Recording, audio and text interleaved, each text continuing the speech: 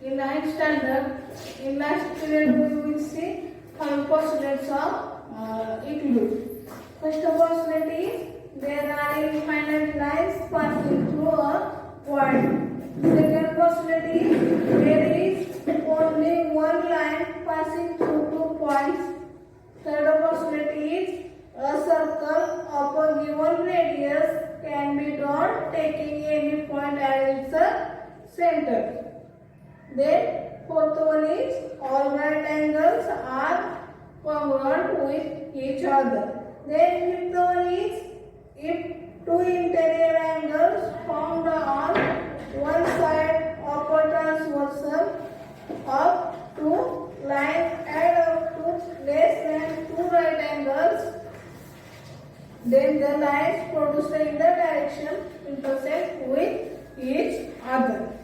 Then next one is the property is supposed to be true if it can be proved logically, if it can be proved logically, it can be proved logically, it is called as a theorem. It is called a theorem. A property is supposed to be true if it can be proved logically. Then it is called as a theorem. Then next one is the logical argument made to prove a theorem is called the proof.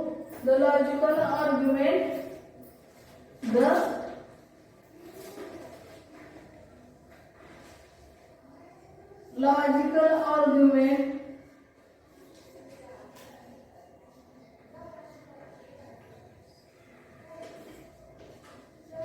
logical argument made to prove a theorem, made to prove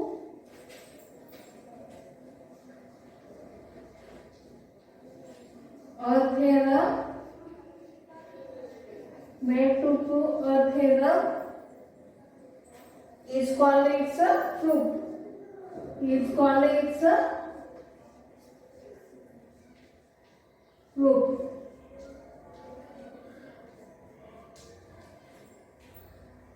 The logical argument made to prove a theorem is called as the proof. When we are going to prove that a conditional statement is true, it is antecedent is called as given part and the constituent is called as the part of to be proved. There are two types of proofs, direct proof and indirect proof. Two types of proof. First one is direct proof and second one is indirect proof. First is direct proof.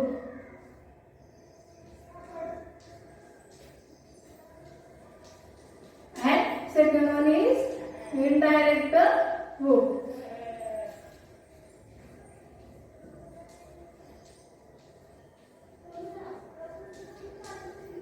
Indirect proof. Let us give a proof of property of angles made by two intersecting lines.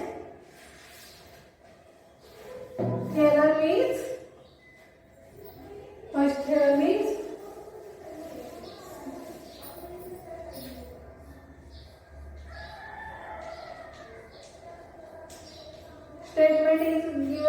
statement of given theorem is the opposite angles formed by two intersecting lines. The opposite angles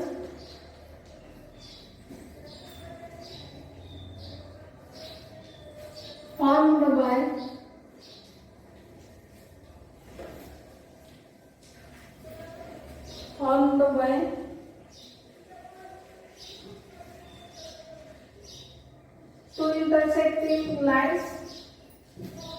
two intersecting lines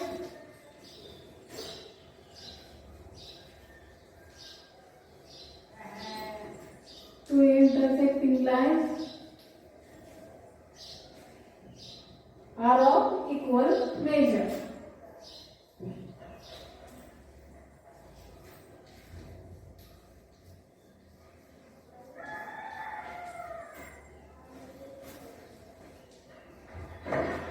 Are of equal measure.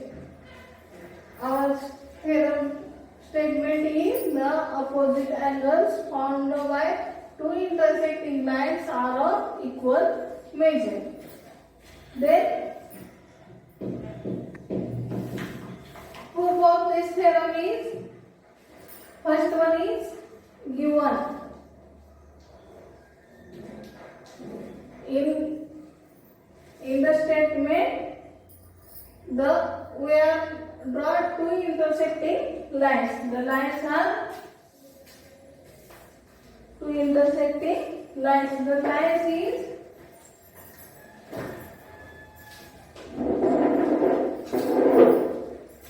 first line is AB and second line is CD.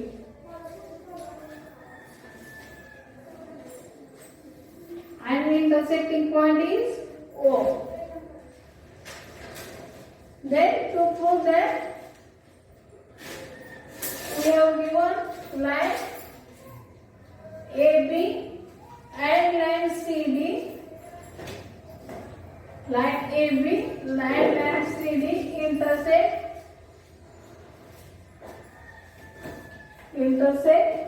at point O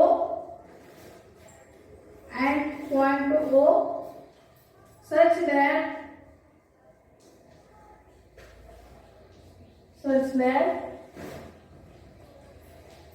AOB are collinear and COD are also collinear.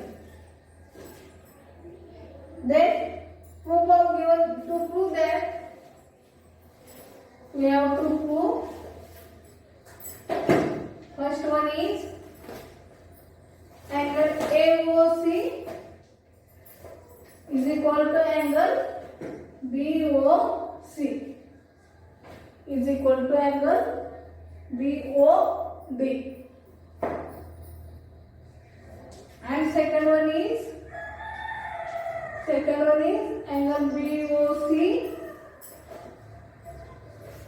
is equal to angle AOD. We have to prove these two statements. Then proof of given theorem is,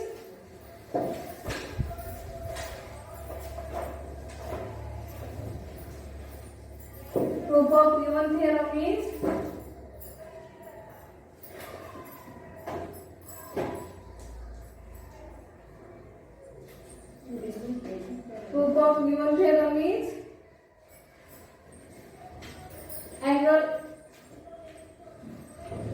angle AOC plus angle BOC is equal to 180 degrees. Is equal to 180 degrees. Equation number first one. The reason is linear pair of angles in linear pair. Angles in linear pair. Angle AOC plus angle BOC. Then this is angle A. These two angles are in linear pair. Then equation. The next is angle BOC plus angle BOD is equal to 180 degree. Equation number second. The reason is angles in linear pair.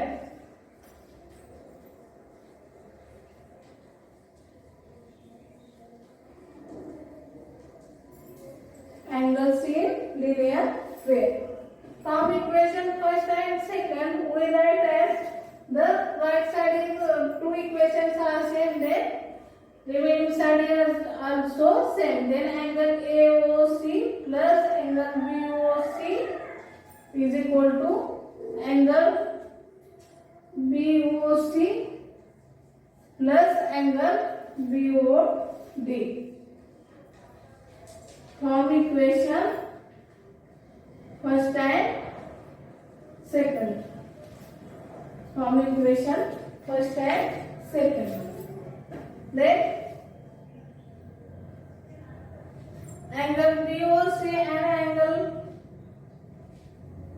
angle BOC get cancelled off two sides.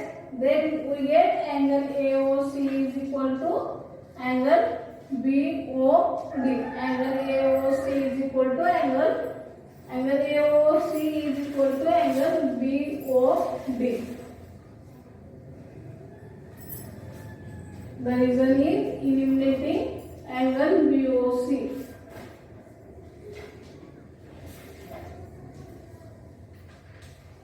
Here, hence given our proof. Then, similarly we can prove. Similarly, we can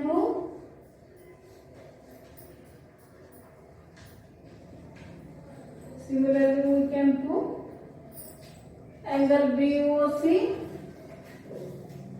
is equal to angle AOD. Angle BOC is equal to angle BOD. This is direct proof. Next we have seen indirect proof of given theorem. Indirect proof of given theorem.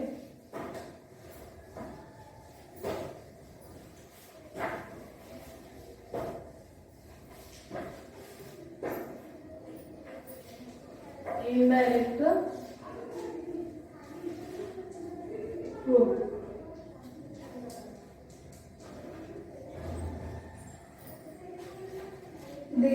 This type of proof start with assumption that is the consequence is false. Using it and the properties accepted earlier, we start arguing step by step and reach a conclusion. The conclusion is contradictory with an antecedent or a property which is already accepted. Hence, the assumption that the consequent is false goes wrong. So, it is accepted that the consequent is true.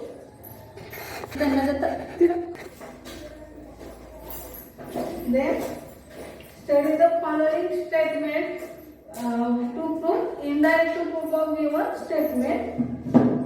Statement is a prime number greater than 2 is odd. A prime number, our statement is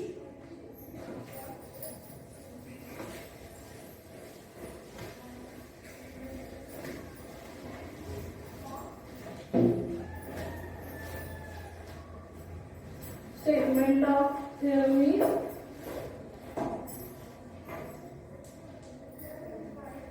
a prime number greater than 2 is odd. A prime number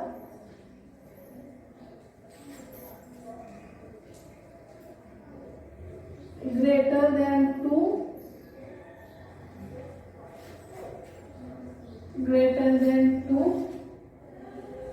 is odd. Then conditional statement of given theorem is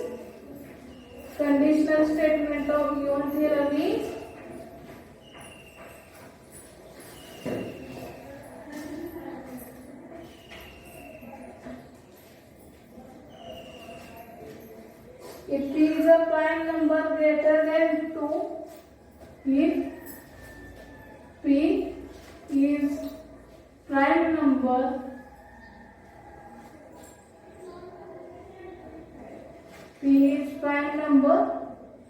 greater than 2,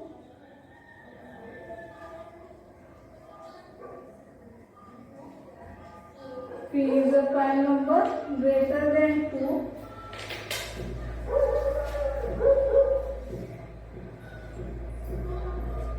then it is odd. Then it is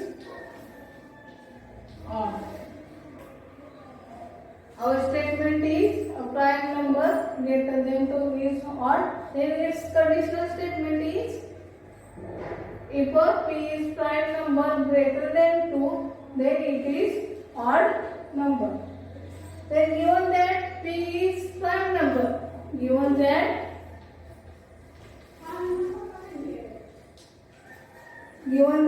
p is a prime number,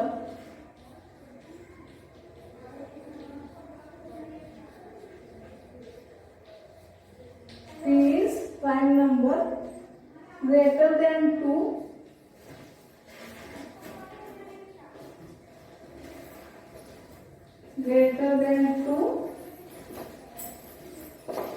that is 1 and p are only divisors of p. That is 1 and p are divisors of p. Only divisors of p. Only divisors of p. To prove p is odd number. This is theoretical proof. Step by step we write this. Then proof of given theorem is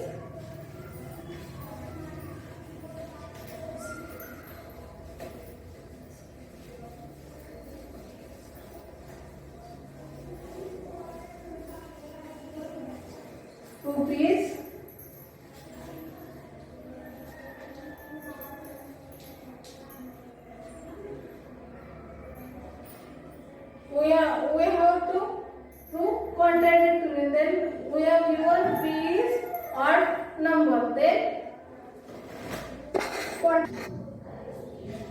proof of given theorem is, let us suppose that contradictory. Let us suppose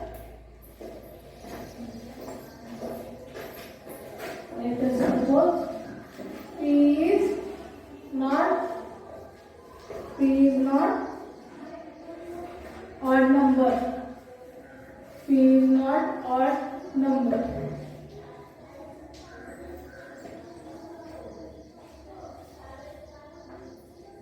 So p is then p is not odd number, then it is even number. So p is even number. P is even number. The next step is, therefore a divisor of p is 2. Therefore a divisor of p is 2. Divisor of p is 2. Equation number. Then, but it is given that p is prime number greater than 2. It is given that in statement it is given that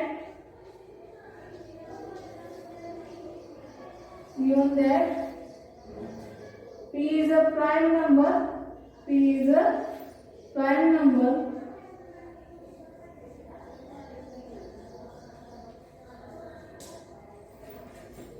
it is given that p is a prime number greater than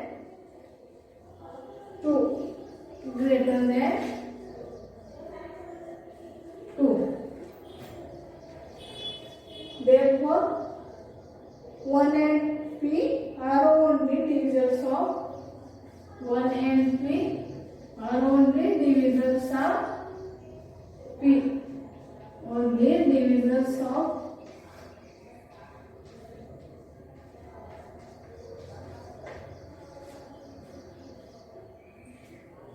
equation number 2. Then next step is statement. First from statement first and second, a divisor of P is 2. First statement is, and second statement is 1 and P are only divisors of P. Then statements first and second are contradictory. Statement first and second are contradictory.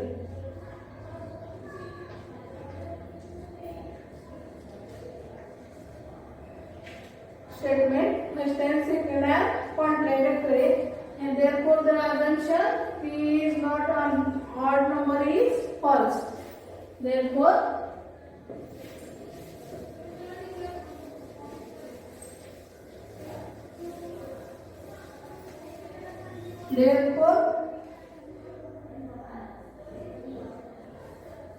the assumption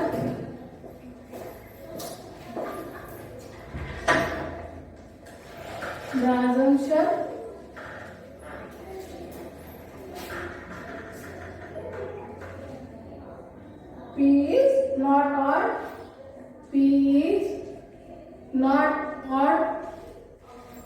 is false. P is not odd is false. This proves that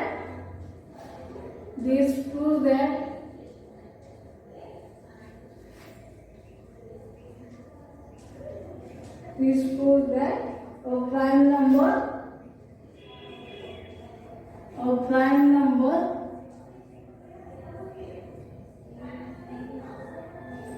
greater than